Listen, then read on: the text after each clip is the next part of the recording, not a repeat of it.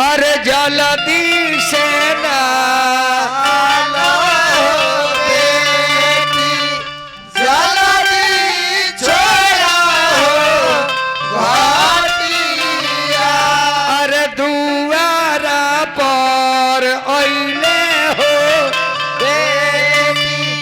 तोहारी हो बारातिया। अरे नइखे उठते लोटवा हो नइखे उठत सापुरिया। अरे कैसे के न हई है हो आमा तोहारी हो बापुरिया। इन्हें आंगन में लड़की के स्नान करावल जाता। हेलो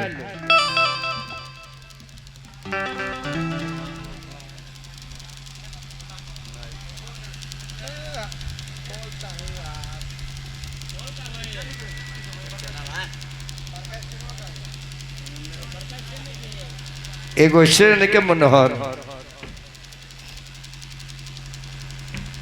नीरो सर्जन से दिखाओ ना हंसी ना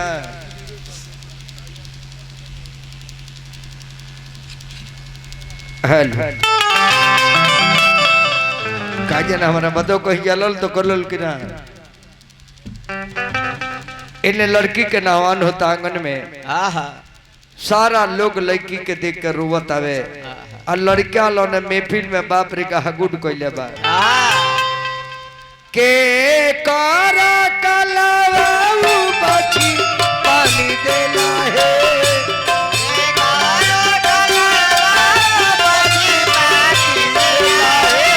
के करा धिया माया जाति से नहाली है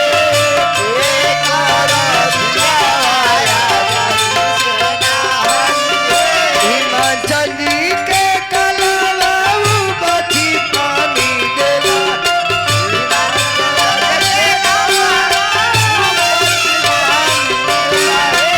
मैना रन के धिया माया जाति से नहाली है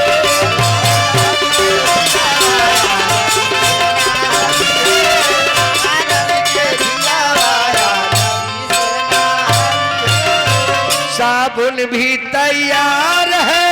शैम्पू भी तैयार है। जल्दी से नहा लो बनी जाना ससुराल है। अभी कमेटी की ओर से लाखों लाख रुपया पुरस्कार कमेटी के सब बाबू लोग के चाचा लोग के हम सबके प्रणाम करो तनी। अब जे नहवान हो जाला ता आंगना में भसुर अवला गुरुहथे खाती और जे भी लड़की के गुरुहतनी के समय आयल चाचा लड़की के बाप मारो के बांस धके रुए लगले लड़की के चाचा दरवाजा पकड़ के रुआता रे आ लड़की के भाई बेचार द्वार पर बैठ के रुआता अने भसुर जी हंसत घर में आवता रे और हमार हजामी लोग लड़की के ले जाके मंडप में बैठा देता। अरे जाबारे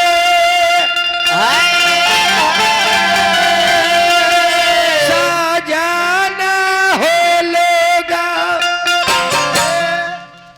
ये दुल्हा से के बड़ भाई जा दुल्हा से के बड़ भाई बने जा तनी आ जाए तो चाचा जी। अरे भाव चाचा हमने के लीलन करतनी राम लीला करी कृष्ण लीला करी शिव जी के लीला करी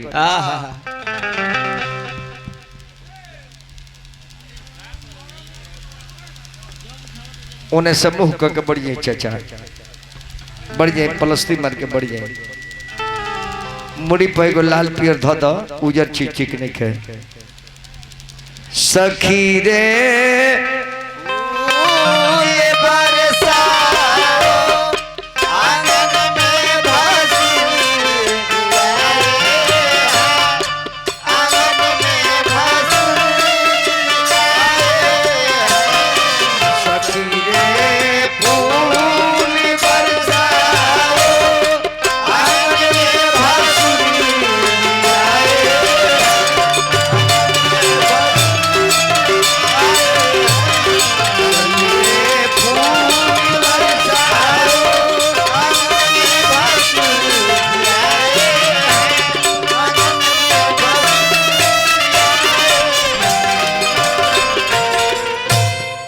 ते बेरा अंगना में गुरुतनी होता तो 14 उधर से 8 लोग नहीं करत ना लेकिन पहले कितना शिष्टाचार हमन के पूर्वज बनावल हमन के बाप माई कितना निमन काम के क के गई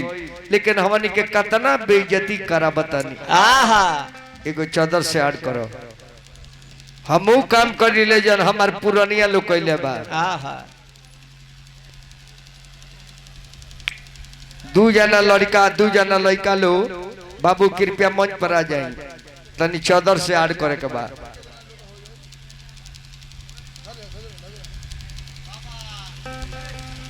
अरे जाबारे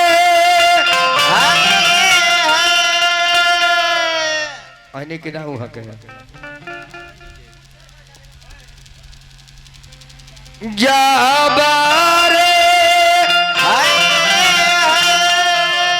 साजाना हो लोगावा आइले होया अगानावा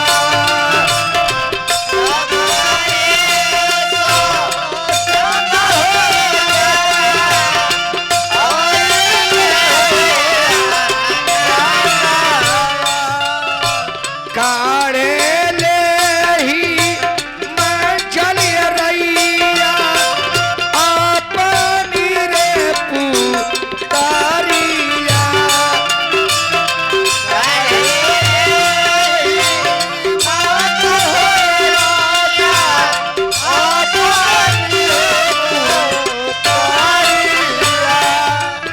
अरे देखे ले सा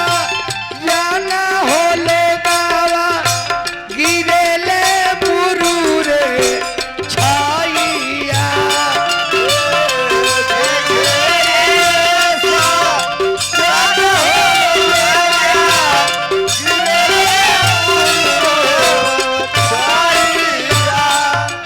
अरे रोवे ले ही मैं चली राजा नैना गिरे हो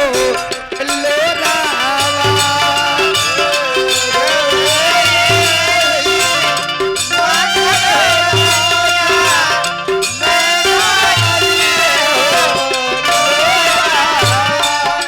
अरे हमारा गो पूरा बेटी आँखी के रे पुकारिया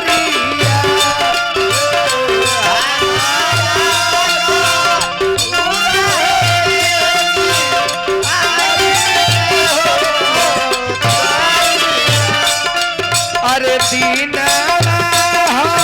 अरे लिए बेटी भूखी अरे पियासिया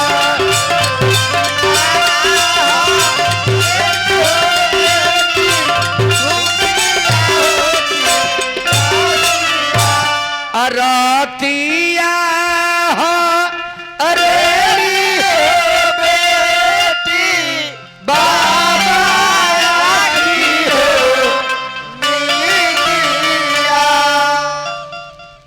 भसुर जी खड़ा हो जाए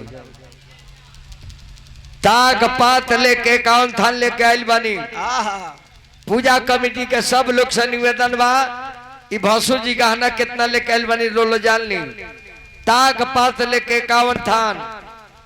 आई दुल्हन के ताग पात डाली गर्दन में डाली आ तनी दही के ठीका कर दी बाया हाथ है ने मुड़िया कर पीछे कर ली हाँ पीछे कर ली तनी आगे घूम के तक ली तो अरे माई दही दियाल चढ़ावे के तो चाट गईले भसुर अरे माई हम का जानी मड़ौआ में चाटना